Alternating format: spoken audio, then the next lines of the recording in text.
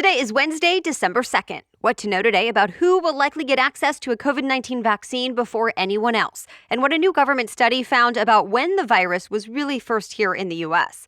Also, what the U.S. Attorney General now says about election fraud. Plus, which two workplace tech companies are teaming up, which Hollywood star made a big personal announcement, and what to expect from this year's Rockefeller Center tree lighting. Welcome to The Newsworthy. All the day's news in around 10 minutes. Fast, fair, fun, and on the go. I'm Erica Mandy. Thanks so much for being here. You ready? Let's do this. The CDC could decide as soon as today which Americans should get first dibs on COVID-19 vaccines. Already, a panel of independent experts that advises the CDC made its recommendation yesterday, telling the federal health agency that it should be 1. Healthcare workers most at risk of getting COVID-19, and 2. Residents of nursing homes and other long-term care facilities. The CDC usually follows the advisory panel's recommendations, and if that is the case this time and the CDC approves the plan, it'll then be shared with states. Now, to be clear, states are not required to follow the CDC's guidelines, but an expert told the New York Times most probably will. Of course, all of this depends on another federal health agency, the FDA, which is responsible for approving the vaccines for emergency use. That decision is expected in the coming weeks, since remember, the FDA is already reviewing the vaccines from both drug makers Pfizer and Moderna. If all goes smoothly and quickly with the FDA, states could start getting their first round of vaccine shipments as soon as this month. But already, the UK just announced early this morning its government has officially given emergency approval to the Pfizer vaccine and plans to make its first doses available starting next week. Now, this makes the UK the first Western country to authorize a COVID vaccine, and it makes it the first coronavirus vaccine in the world that's now backed by rigorous science, something the AP calls a major step toward eventually ending the pandemic. Of course, other countries, including the US, are not far behind. A new government study shows the new coronavirus may have been making its way around the U.S. undetected even before the first case was reported in China. The research suggests the virus was already in the U.S. as early as last December. That's weeks earlier than officials previously thought, since the first case of COVID-19 wasn't officially identified in the U.S. until late January. Now, to figure this out, scientists with the CDC analyzed blood donations through the American Red Cross between December of 2019 and January of this year. And they found evidence of coronavirus antibodies in about 100 out of 7,300 donations. Still, the researchers say widespread community transmission of the virus was not likely until later in late February. Of course, the virus has continued to spread since then, with more than 4.4 million new COVID-19 cases reported in November alone. CBS News reports Florida has now become the third U.S. state to surpass 1 million confirmed cases after Texas and California. And the U.S. once again set a record for the number of people currently in the hospital with COVID-19, reaching more than 98,690 on Tuesday. The COVID Tracking Project says that's triple the number of hospitalizations reported 2 months earlier. Well, there is a new coronavirus relief bill in the works, and it's considered a significant breakthrough after months of failed negotiations. A bipartisan group of lawmakers rolled out a new possible plan. It's a $908 billion bill that would give aid to state and local governments, small businesses, the unemployed, and more. At this point, it would not include another round of stimulus checks to the majority of Americans. Now, this new proposal is not a done deal yet, not even close. Democrats and Republicans in Congress would still need to come together to pass it and get the president's sign-off, too. Many lawmakers are still skeptical at this point that they can reach a compromise since both parties have their own top priorities.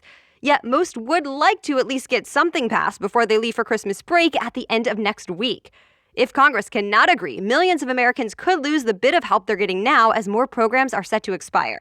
The White House has not said yet if it supports the newest proposal from the bipartisan group of lawmakers, and Senate Majority Leader Mitch McConnell does not seem sold on the idea. McConnell instead suggested Senate Republicans revamp their latest, somewhat scaled-down proposal, pointing to the need to get President Trump's approval on this and wanting to move quickly. But top Democrats criticized the move, saying the next relief package needs input from Democrats as well. President-elect Joe Biden says he hopes Congress is able to pass a relief bill before he takes office in January as at least a starting point. The U.S. Justice Department now says it has not uncovered any evidence of widespread voter fraud in the 2020 election.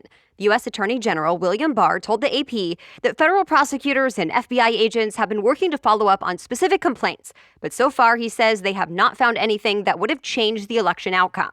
Even though Barr is usually known as a close ally of the president's, these latest comments are quite different than what President Trump has been saying about the election.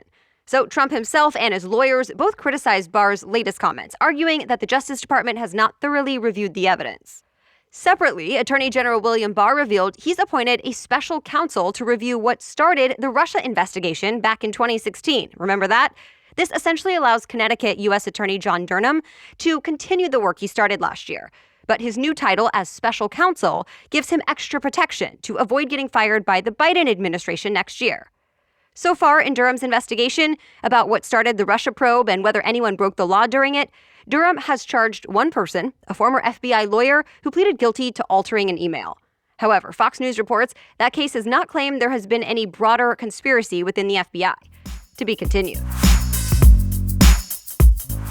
All right, we have much more news coming up, but first, a quick break to thank our sponsor, Castle Grade. Castle Grade masks are registered with the FDA as an N95 mask, so you are getting a high level of protection with these masks. Yet the company says the soft silicone is specifically designed not to fog your glasses or leave marks on your face. And they're reusable and sustainable. Just throw them in the dishwasher for easy cleaning. So with one purchase, you get the protection you're looking for, while you also help cut down on the billions of masks being thrown out each day. In fact, that's why Dan Castle first launched Castle Grade. Plus, Castle Grade now has a new filter option available for smoke-affected areas during wildfires, for example. It's been independently tested, and the company says the charcoal filters serve a dual purpose for stopping both the virus and smoke particles. Go to castlegrade.com to learn more about all the options and sizes and enter the discount code NEWS10 at checkout for 10% off your first order. That's castlegrade.com and use the code NEWS10, NEWS10, at checkout for 10% off your first order. All right, now back to the news. Well, there's a major tech deal to tell you about. Cloud computing giant Salesforce is buying the workplace chat app Slack in a $27.7 billion deal. The Wall Street Journal says it's Salesforce's biggest acquisition in its 21-year history, and it'll form one of the biggest players when it comes to business software. In fact, it'll help Salesforce further compete with the likes of Microsoft. Salesforce is likely interested in Slack, at least in part, because of the recent shift to more remote work. Remember, Slack is an online chat platform that a bunch of businesses use, and it's gotten more and more popular during the pandemic as more people work from home. If all goes well, Salesforce is set to take it over next year. Also of note, Uber has now officially bought food delivery service Postmates. We first told you about the $2.65 billion deal back in July, but it was just completed yesterday. TechCrunch reports Postmates will continue to look the same for users, at least for now, but Uber Eats and Postmates may now share some services behind the scenes, including sharing a pool of drivers. Together, the two will form the second largest delivery platform in the U.S. DoorDash is the first. Cyber Monday was the biggest online shopping day in U.S. history. Americans spent $10.8 billion this year, beating last year's tally by more than 15%. And while people were buying online, they were not just glued to their computers. CBS News reports more than a third of consumers actually shopped from their smartphones. And that's because more and more people have shifted to buying things on social media. Now, it is worth noting, even though Monday set a record, it still did not meet the original expectations.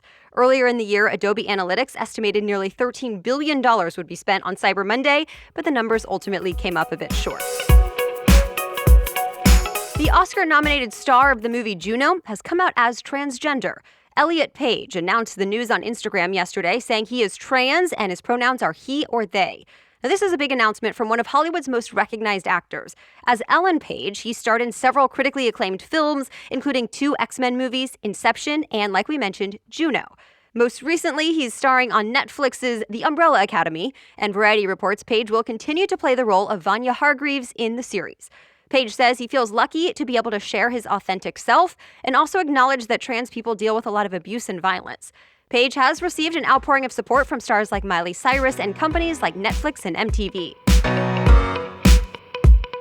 Spotify has unveiled its most streamed artists of 2020, and this year the singer and rapper Bad Bunny has come in first. The Puerto Rican artist racked up more than 8.3 billion streams this year. He only sings in Spanish, and as Billboard puts it, this is a sign that Latin music is getting more and more popular worldwide.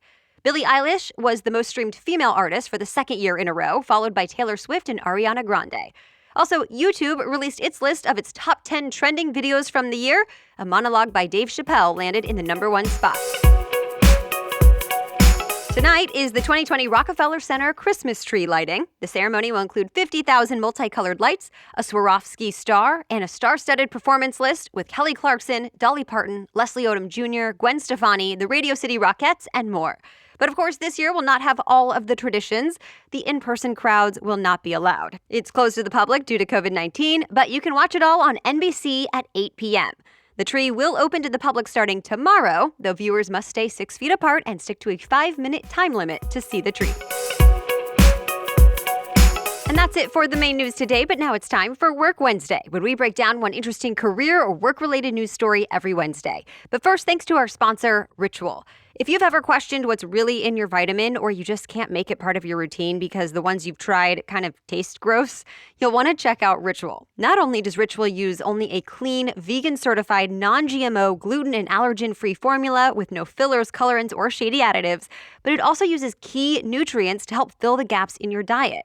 I also appreciate that I've taken my Ritual multivitamins with or without food, and it does not upset my stomach. That's because they come in time-delayed capsules that are designed to dissolve later in less sensitive areas of the stomach. In fact, they're somehow even minty and fresh tasting. So it's helped me really form the habit of taking these multivitamins every day. Plus, my vitamins are delivered right to my door each month with free shipping. And if you don't love Ritual within your first month, they'll refund your first order. Right now, Ritual is offering the Newsworthy listeners 10% off during your first 3 months. Visit ritual.com/newsworthy to start your Ritual today. Again, get 10% off during your first 3 months. Go to ritual.com/newsworthy. Okay, now back to Work Wednesday.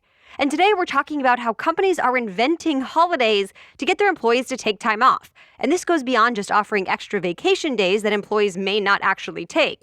For example, some companies have rolled out so-called recharge days. Those are made-up holidays that the company completely closes for, meaning everyone gets the day off.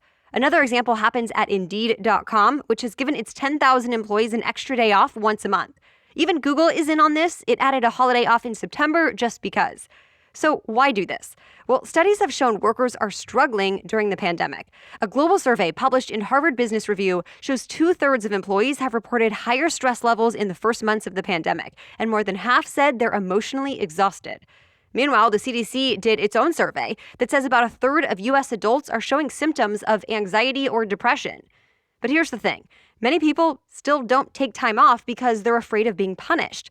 So companies have turned to made-up holidays to get them to take a break without guilt or fear and hopefully come back even more productive. And since everyone has the day off, it helps ensure no one feels like they're missing out on urgent work matters. That said, these invented holidays are still pretty rare and most common for now at tech firms.